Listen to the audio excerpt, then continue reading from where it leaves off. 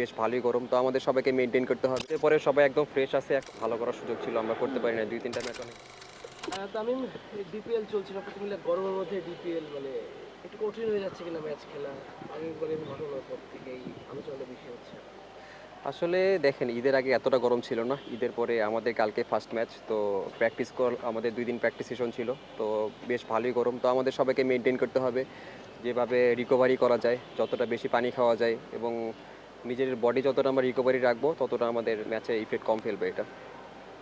আপনাদের শুরু দিয়ে বলা হচ্ছিল খুব ভালো টিম হবে, যদি প্রেক্ষাপট চেঞ্জের পর মোহামেডান হোক, রূপগঞ্জ হোক, খুব ভালোভাবে ধরা হচ্ছিল। সেই দিক থেকে প্রত্যাশা অনুযায়ী পারফর্ম করতে পেরেছেন, এবং সামনে যে ম্যাচগুলো রয়েছে এখন তো স্কোপটা রয়েছে, মানে সেই ম্যাচগুলো কীভাবে দেখছেন?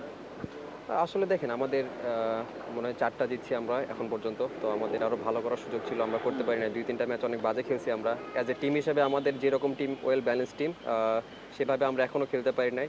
তো ঈদের পরে সবাই একদম ফ্রেশ আছে এখন, তো আশা করি কাল থেকে একটা ভালো শুরু করতে পারবো আমরা। মোটামুটি তো সব ম্যাচ জিততে হবে এখন চাইলেও, মানে 4টা জিতেছেন, টপে আছে আবাহনী 14 পয়েন্ট এবং 12 পয়েন্টে ব্যাটিংরা আছে, তো সেই দিক থেকে এখনও তো চান্স আছে। এটা কীভাবে দেখছেন? প্রায় যদি আপনারা কম্বিনেশন ঠিক করেও ফেলেন, সব ম্যাচে জিততে হবে চ্যাম্পিয়ন হতে গেলে, সেই আশা কি আছে এখন? আসলে এখন আমরা অতদূর চিন্তা করতেছি না। আসলে রেসে থাকতে হলে এখন প্রত্যেকটা ম্যাচ ইম্পর্টেন্ট, আমাদের প্রত্যেক ম্যাচ বাই ম্যাচ এগোতে হবে। যেরকম কালকের ম্যাচটা আমাদের ইম্পর্টেন্ট, তারপর আমরা প্রতি ম্যাচ আমাদের কাউন্ট করতে হবে। তো আশা করি যদি আমরা ভালো একটা মোমেন্টাম পাই কালকে, তো আশা করি এটা ভালো হবে পরবর্তীতে। আপনার লক্ষ্যটা কি ছিল, এবং আপনি যত খেলেছেন, মানে যেগুলো ম্যাচ খেললেন, আপনার কি মনে হয় যে আপনার কাছে যেটা প্রত্যাশা করে দল এবং আপনি যে প্রত্যাশা করেন সেই অনুযায়ী করতে পেরেছেন, আর না পারলেও কেন পারেন নাই মনে হয়েছে? প্রথম কয়েকটা ম্যাচ লো স্কোরিং ম্যাচ ছিল, তো আশা করি আমরা ভালোভাবেই সেটা ওভারকাম করছি। আমার আরও কিছু দেওয়ার আছে টিমকে, তো আশা করি চেষ্টা করবো নিজের বেস্টটা দেওয়ার, টিমকে হেল্প করার। তবে একটা জিনিস বললো টুর্নামেন্টের তো শেষের দিকে একটু লম্বা টুর্নামেন্ট, এই টাইমে রাইট টাইমে পিক করা, আমার সবগুলো টিমই কাছাকাছি 2 পয়েন্ট ডিফারেন্ট পয়েন্ট সম্ভাবনা, রাইট টাইমে পিক করতে পারলে কি আপনার মনে করেন শেষ পর্যন্ত হ্যাঁ, অবশ্যই। আসলে দেখেন, এটা পুরোটাই যেহেতু লম্বা একটা টুর্নামেন্ট, এটা একটা মোমেন্টামের দরকার। আমরা যদি মোমেন্টামটা ভালো শুরু করতে পারি, তাইলে মোমেন্টাম যদি ক্যারি করতে পারি আমরা, তাইলে মনে হয় যতগুলো ম্যাচ আছে, সুপার লিগ আছে সামনে, তো সবগুলো ম্যাচই কাজে লাগবে। তো আশা করি সবাই ঈদের পরে সবাই এখনও ফ্রেশ, তো আশা করি আমরা যদি ভালো শুরু করতে পারি, এটা আমাদের অ্যাজ এ টিম হিসেবে আমাদের যেরকম ব্যালেন্স টিম, তো আশা করি যে পরবর্তীতে এটা অনেক ভালো কাজে লাগবে। আমি একটা একটা প্রশ্ন করি আমি, সেটা হচ্ছে যে আমরা যে মানে এই আসলে টপ অর্ডার যারা ব্যাটিং করে থাকে ন্যাশনাল টিমে কিংবা এর বাইরেও টপ অর্ডার ব্যাটারদের আসলে পারফরমেন্স কেমন দেখছেন? আমরা বরাবরই যেটা দেখে আসছি যে লাস্ট 1 বছরে আমরা টপ অর্ডারদের কাছ থেকে ন্যাশনাল টিমে ভালো সার্ভিসটা পাইনি, middle order lower middle order তারাই আসলে কাজটা করেছে। এই যে আসলে টপ অর্ডারে যারা ব্যাট করে থাকেন যে ব্যাটসম্যানরা, সে নবীন হোক আর পুরাতন হোক, কেমন দেখছেন? আসলে দেখেন, এক এক মাঠে এক রকম খেলা হয়, যেরকম সবাই জানি মিরপুরের কেমন উইকেট থাকে সকালবেলা, বিকেএসপিতে কেমন থাকে সকালবেলা। তো আমার কাছে যেটা মনে হয়, মিরপুরে প্রথম 10টা ওভার একটু ডিফিকাল্ট থাকে, এর জন্য হয়তো বা এদিক ওদিক হতে পারে। বাট বিকেএসপির উইকেটটা অনেক ভালো, তো সেখানে হয়তো বা দেখবেন যে সবাই বিজয় ভাইকে দেখছেন যে অনেক লম্বা ইনিংস খেলছে, 150 রান করছে। তো বিকেএসপি ওইখানে আমার কাছে মনে হয় যে টপ অর্ডার ভালোই ব্যাটিং করছে এখানে বিকেএসপি, আর মিরপুরের উদাহরণটা ডিফারেন্ট। মানে আপনার পারফরমেন্স নিয়ে যদি একটু কথা বলতে চাই, যে আপনি একবার বলেছিলেন যে আপনি একটা ভালো স্টার্ট দেন, 25-30 রান করার পর এটাকে ইনিংস লম্বা করতে পারছেন না, এই জিনিসটা নিয়ে আপনি কনসার্ন এবং এই জিনিসটা নিয়ে কাজ করবেন এবং ফিউচারে এরকম কিছু বড় ইনিংস আমাদের উপহার দেবেন। আমরা আবারও সেই চ্যাম্পিয়ন্স ট্রফিতে যদি যাই, ওই ব্যাপারগুলো আমরা দেখেছি যে একটা ইনিংস লম্বা করতে না পারা, মানে এই সমস্যাটা কেন হচ্ছে, মানে আপনার কাছে এটা কি আপনি মানে ফাইন্ড আউট করতে পেরেছিলেন কি?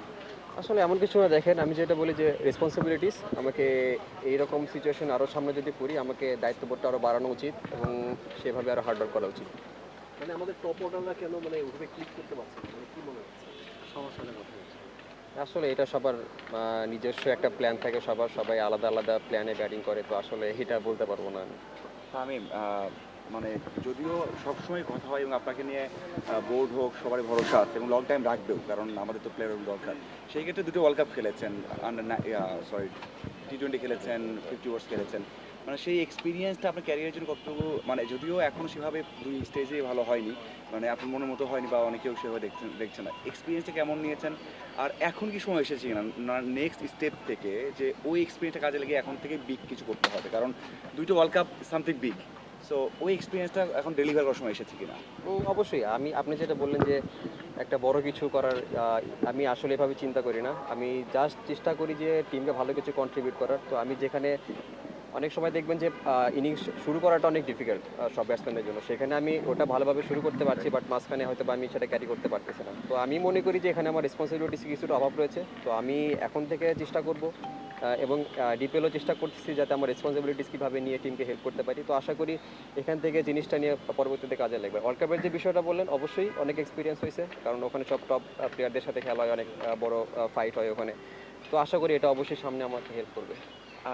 লাস্ট সেটা হচ্ছে যেটা আপনি বললেন যে প্রত্যেক জায়গায় দেখছি হয়তো স্ট্রাগল করছে, আপনি স্ট্রাগল ওরকম করেন না, হয়তো যেখানে স্লো উইকেট সেখানে আপনি 20 বলে 22 বা 25 করেন, অন্যরা হয়তো 20 বলে 10 বা 8 করে। এই দিক থেকে আপনার প্রসেসটা ঠিক আছে, কিন্তু ওই যে বললেন না বড় করা যাচ্ছে না, এখানে স্কিল বা ফিটনেস এবং ঘাটতি দেখছেন বা সেই কাজ করছেন স্পেসিফিক, কারণ স্টার্টিং খুব ভালো হচ্ছে 30 32 বা 27 26 খুব কম বলে বা যে দরকার এখন আধুনিক ক্রিকেটে, সেটা আপনি খুব ভালোভাবে করছেন। এটা বড় করার জন্য আপনি যেটা বললেন যে কাজ করবেন, মানে কাজটা কেমন হতে পারে? স্কিলের সমস্যা, মানে স্কিলে ডেভেলপ করা নাকি মেন্টালি কোনো একটা বিষয়? আসলে এটা দুইটাই থাকতে পারে। আমি স্কিল যে বিষয়টা বলছেন এটা নিয়ে আমি কাজ করতেছি। তো আশা করি এটা আমাকে পরবর্তীতে হেল্প করবে। আর বাকিটা হয়তো বলতে চাচ্ছি না।